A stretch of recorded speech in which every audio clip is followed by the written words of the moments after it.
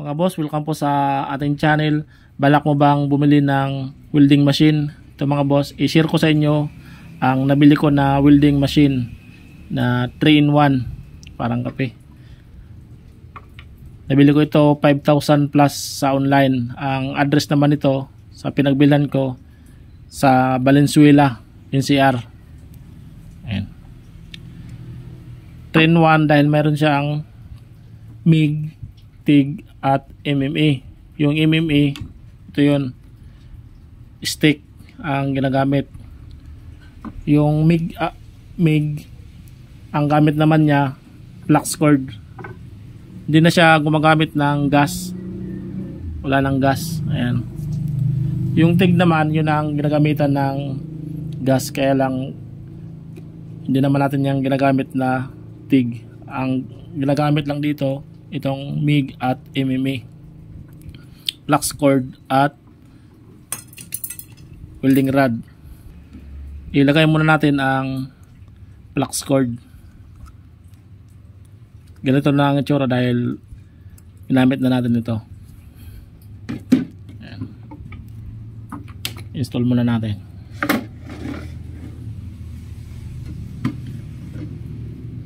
Saan natin dito? Ayan.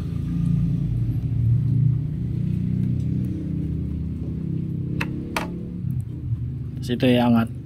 Ayan. Dito naman mayroon na itong spring.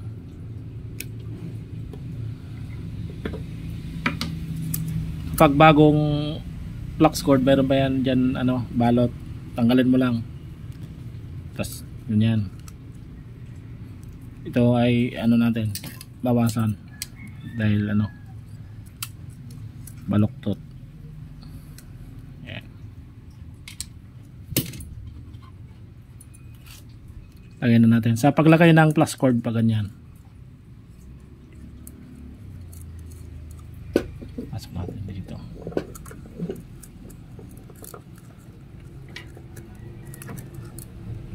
Pwede rin unahin muna natin dito.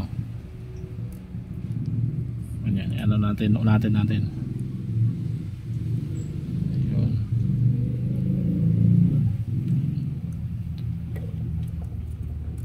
Lagay.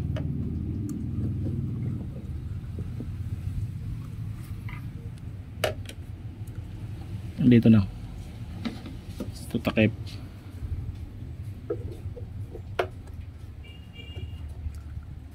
Ay. Ayun. Tapos ang spring lock. Ay, nakalapat na. Didiin lang natin to dahil may spring. Ayan.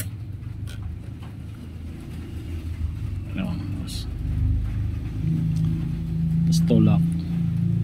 Ito ay pasok natin dyan. Kita nyo ba mga boss? Pasok dito sa butas.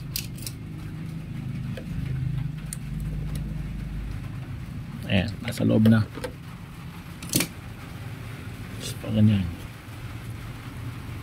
Ito naman, ibaba natin.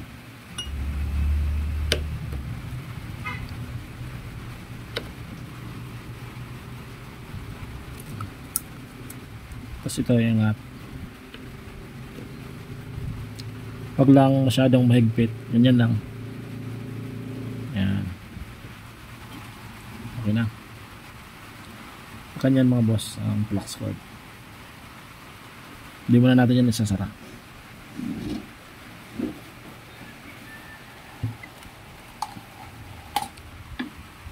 Ito saksakan natin.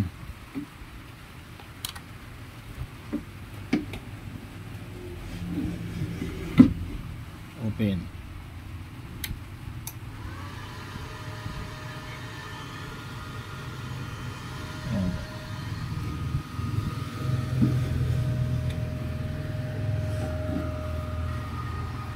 Press natin, ilagay natin sa MIG.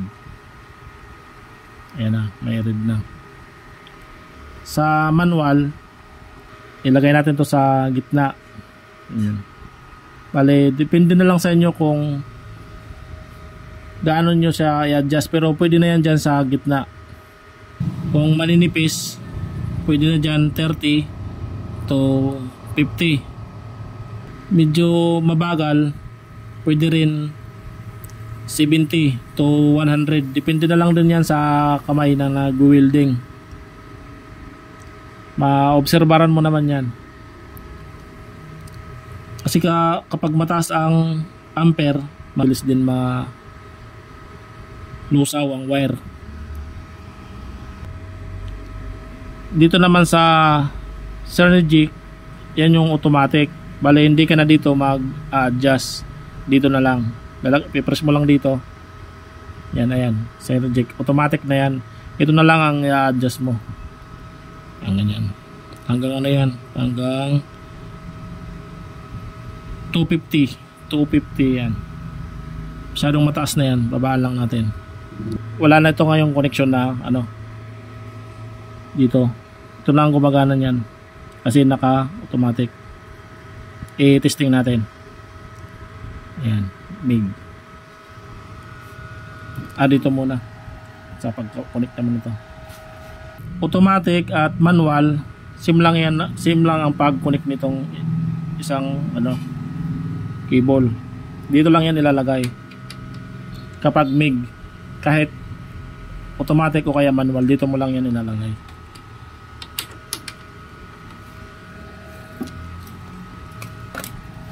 Ito naman na ground, ayan, ganyan lang itsura dahil matagal na natin ito ginagamit na MIG. Ground negative. Dito natin na yan i-connect. Meron dyan plus, positive. Dito naman minus, negative. Pero itong ground connection ilalagay natin dito kapag MIG. Ayan, MIG ang gamit, tapos nag-welding ka ng manipis, mabilis lang siya matunaw, nabubutas, bawasan mo lang.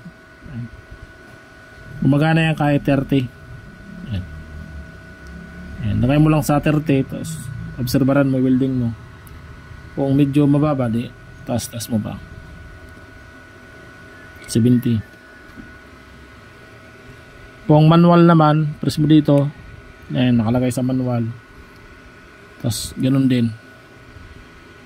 Pwede yan dyan sa gitna, pwede rin pag ganito. Depende na lang sa kapal ng weldingin mo. Ayan. Di pa lumalabas yung flux cord. Angat natin ulit.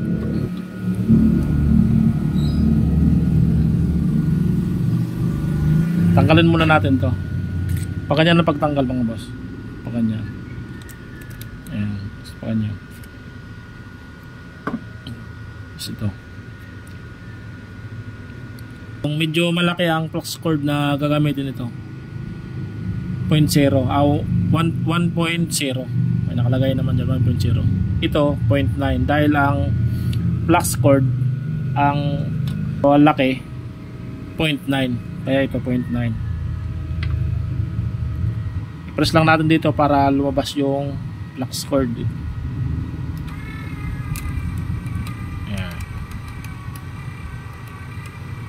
Kapag mahigpit ito, nahihirapan lumabas yung flux cord. Kaya yung saktong lang dyan, ganyan lang, pantay lang. Press natin. Kapag mataas ang ampere, mabilis din yung labas ng wire. Ayan. Lagyan natin sa 150. Ayan, mabilis. Bilis lang lumabas. Balik natin 100. Okay, 100.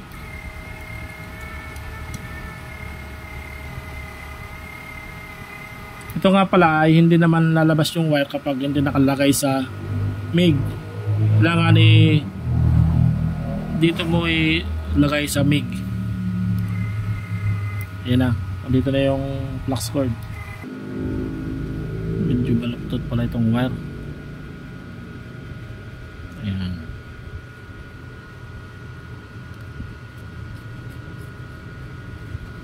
Kapag mainit na, gamit tayo ng gloves. Ayan mga boss. Kapag sobra, yan, mahaba yung lumabas. Pwede na natin yan ibalik. Babalang natin ito kasi yan, babalik naman yan.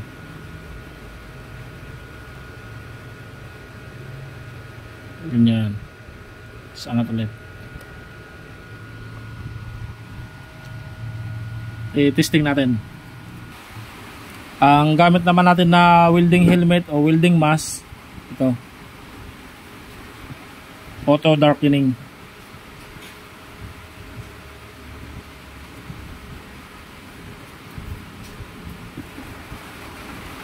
Ito naman, ginagamit ko naman ito kapag nagkakating, nag-grinder. Dahil mayroon takip sa sa mukha. Ito mga boss, mayroon tayo ditong lumang sprocket. Dito natin i-welding ang ating gasless welding machine na Train 1 powerhouse. Unahin muna natin ang MIG. Ito ang MIG. Basta natin dito. Ayan. Ito, lagay natin sa gitna. Lagyan natin ng ampere. Lagay natin, dahil medyo makapal naman ito, 80. 80. Ayan. 80. Tapos naka manual.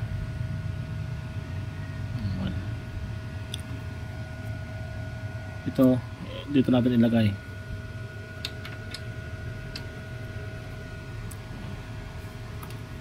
Ito naman ang ground, negative, sa gitna.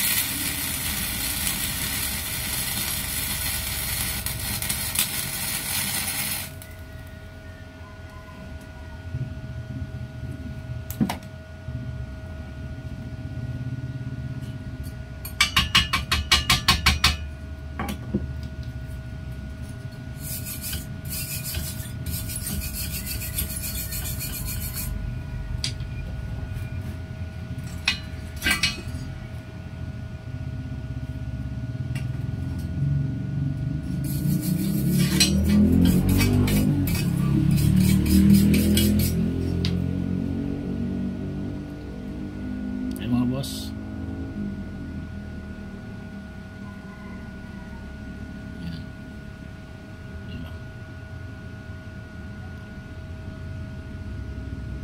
Testing naman natin ang Synergic, yung automatic. Simple rin ang kanyang ampere, 80 ampere. Ito 80 amperes. Dito naman natin i-welding ang yung sa automatic.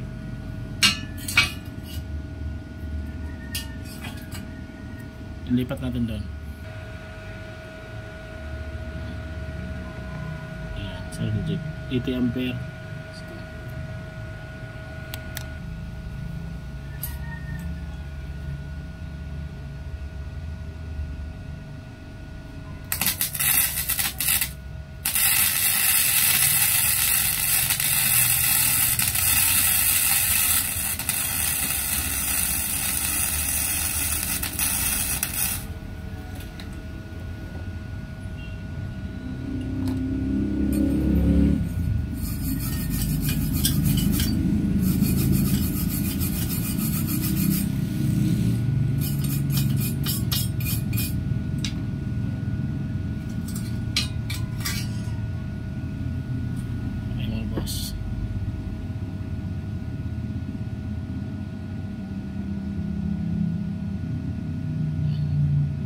Nakadepende pa rin yan mga boss sa mag-welding, kung gaano na siya katagal sa pag-welding. Dahil tayo ay nagpa-practice pa lang naman.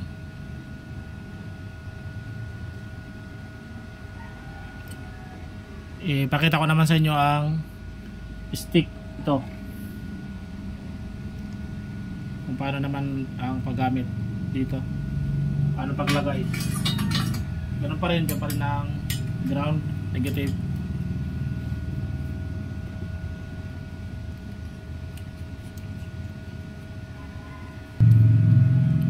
Lagay naman natin sa MMA para sa stick welding rod. Ayan, MMA.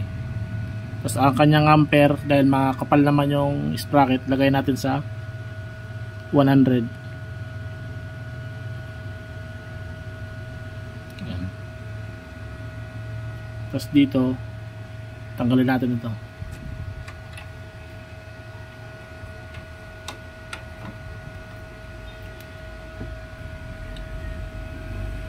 Ito.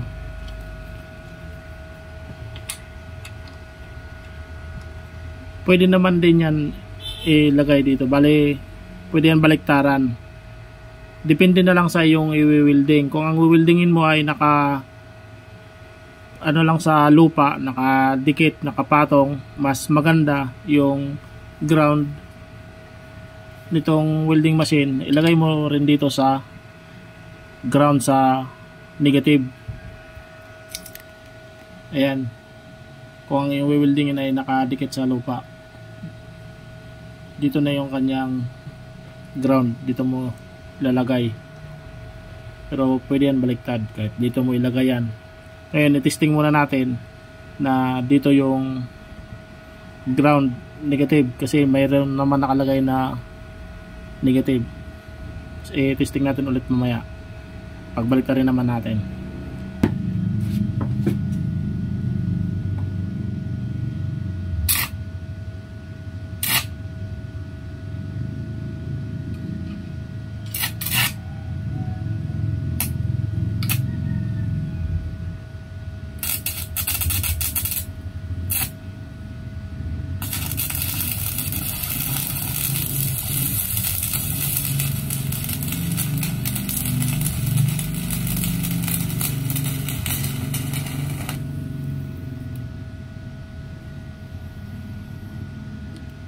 Ayan.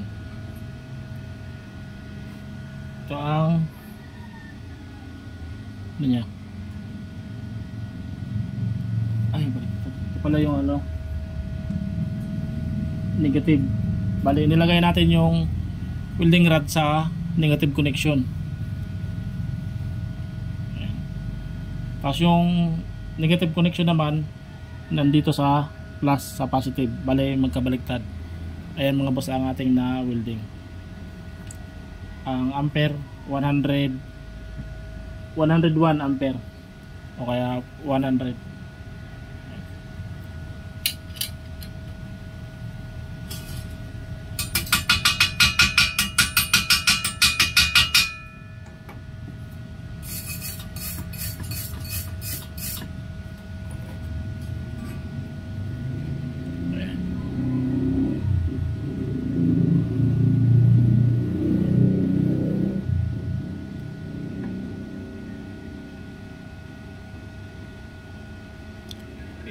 Welding naman natin na nakaano, doon naman yung ground, yung negative.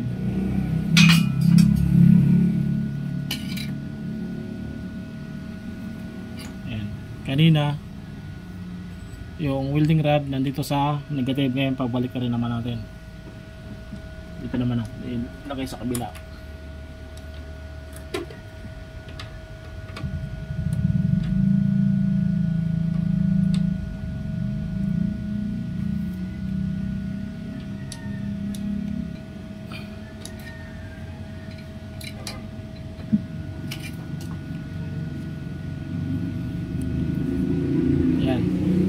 Sinunod lang natin yung nakalagay doon, positive to positive. Ito yung positive na welding rod. dahil positive ang nakalagay dyan. Ito naman yung ground, negative. I-welding naman natin dito sa kabila.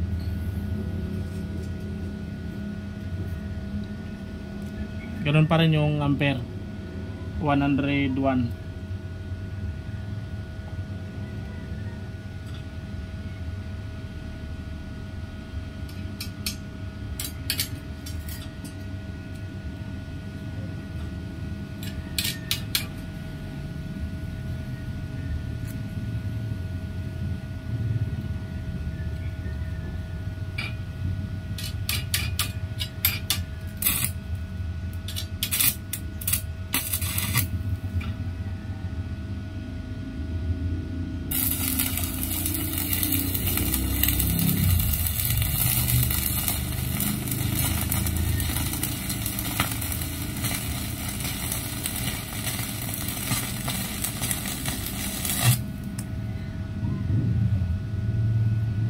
Yan, 101 amperes.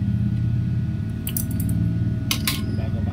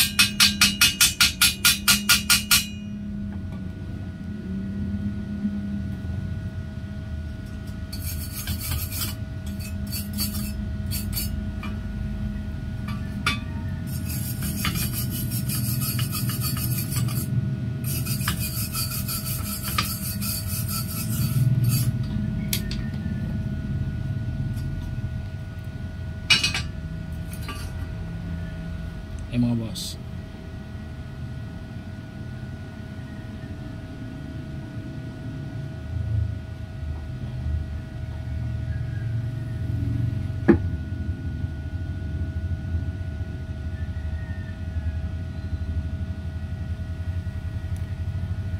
yan lang po mga boss. Maraming salamat sa panonood sa ating video.